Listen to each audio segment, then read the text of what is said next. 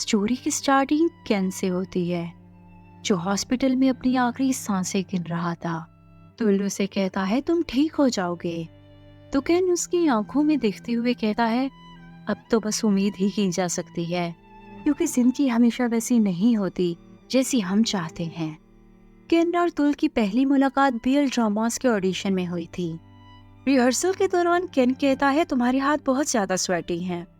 तो तुल अपने हाथों की तरफ देखते हुए कहता है मैं जब भी नर्वस होता हूँ मेरे हाथ स्वेटी हो जाते हैं।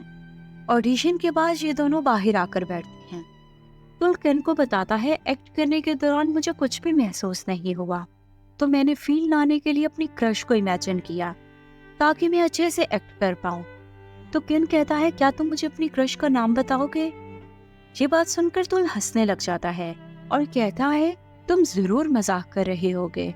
केन बात को मोल्ड करते हुए कहता है मैं तो इसलिए पूछ रहा था, अगर हमें ये रोल मिल गया तो मैं हमेशा ऐसे प्रिटेंड करूंगा जैसे मैं तुम्हारा क्रश हूँ।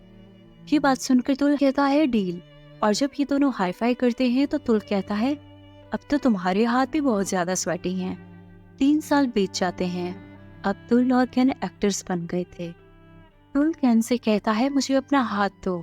जब केन अपना हाथ देता है तो तुल कहता है अब मेरी हैंड स्वेटी नहीं है। ये बात सुनकर केन कहता है अगर तुम्हारे अभी भी स्वेटी होते हैं तो तुम्हें किसी डॉक्टर को चेक करवाना चाहिए, क्योंकि अब तक हम 3 मूवीज साथ कर चुके हैं।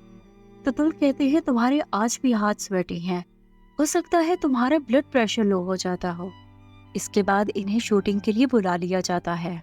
शूटिंग के दौरान कन सोचता है मेरे आज भी हाथ स्वेटी हैं, क्योंकि मैं तुल के साथ जब भी परफॉर्म करता हूँ तो मेरा दिल धड़कने लग जाता है। तुल के साथ शूटिंग करना मेरे लिए बहुत खूबसूरत है, क्योंकि अब मैं इससे प्यार करता हूँ। एक दिन ये दोनों नदी के किनारे आकर बैठ जाते हैं। तो तुल कन को बताता है अब मैं चाहता हूँ कि मैं एक्टिंग क्विट कर दूँ, क्योंकि अब तक मैं इतना काम कर चुका हूँ जो मेरे बच्चों को बताने के लिए काफी होगा। ये बात सुनकर कन कहता है तुम्हारे तो बच्चे हैं ही नहीं। तुल कहता है मैं यही तो बताना चाह रहा हूँ कि मैं शादी करना चाहता हूँ। इस अरसे में मैंने अपने लिए एक लाइफ पार्टनर ढूंढ लिया है। तो कन कहता है अगर तुम एक्टिंग क्विट कर रहे हो तो मैं भी क्विट कर दूंगा। तुल कहता है तुम ऐसा नहीं कर सकते, क्योंकि तुम बहुत अच्छे एक्टर हो। बट कन कहता है मैं तुम्हारे सिवा किसी और के साथ नहीं काम करना चाहता। तुल उसे मोटिवेट करते हुए कहता है तुम मेरे सिवा भी काम कर सकते हो, तुम अब से सोलो प्रोजेक्ट्स कर लेना। ये बात सुनकर कन कहता है तुम बहुत ज्यादा स्टूपिड हो। तुल रोने लग जाता है और कहता है मैं स्टूपिड बना रहना ही पसंद करूंगा, मैं तुमसे बहुत प्यार करता हूँ। बट कन मेरे लिए ये सब कुछ पॉसिबल नहीं है। मैं अच्छे से जानता हूँ मुझे अपनी जिंदगी में क्या चाहिए। अगर तुम मुझे अलाउ करो तो मैं तुम्हें पूरी जिंदगी प्यार करता रहूंगा, बट मैं तुम्हारे साथ रह नहीं सकता कन। ये बात सुनकर कन अपनी आंखों में आंसू लिए वहां से चला जाता है। इसके बाद मजीद 3 साल बीत जाते हैं।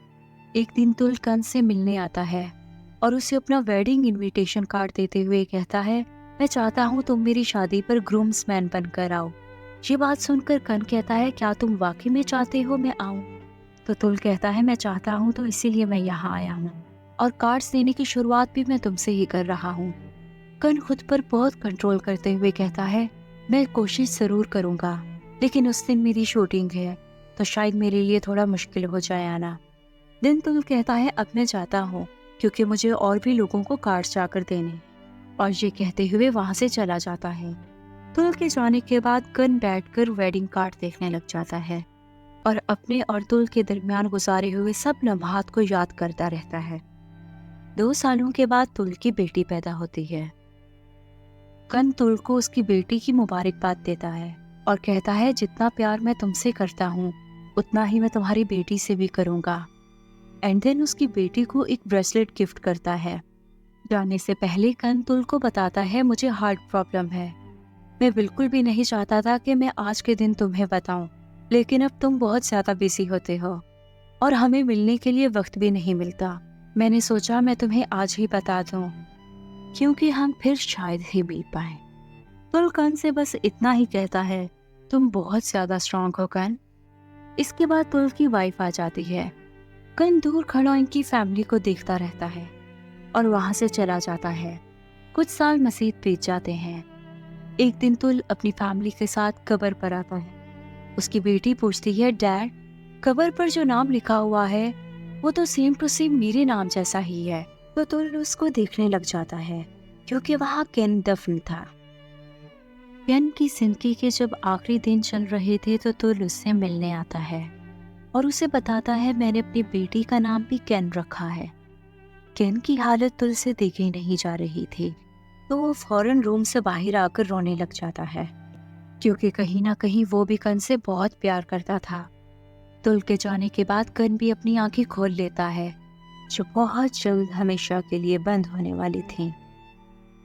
तुल के लिए तो अब ये सारी यादें बस यादें ही बनकर रह जाती हैं। और यहाँ हमारी ये एक शॉर्ट इमोशनल स्टोरी कंप्लीट हो जाती है। Thanks for watching. If you like this video, please subscribe, like, and share my channel.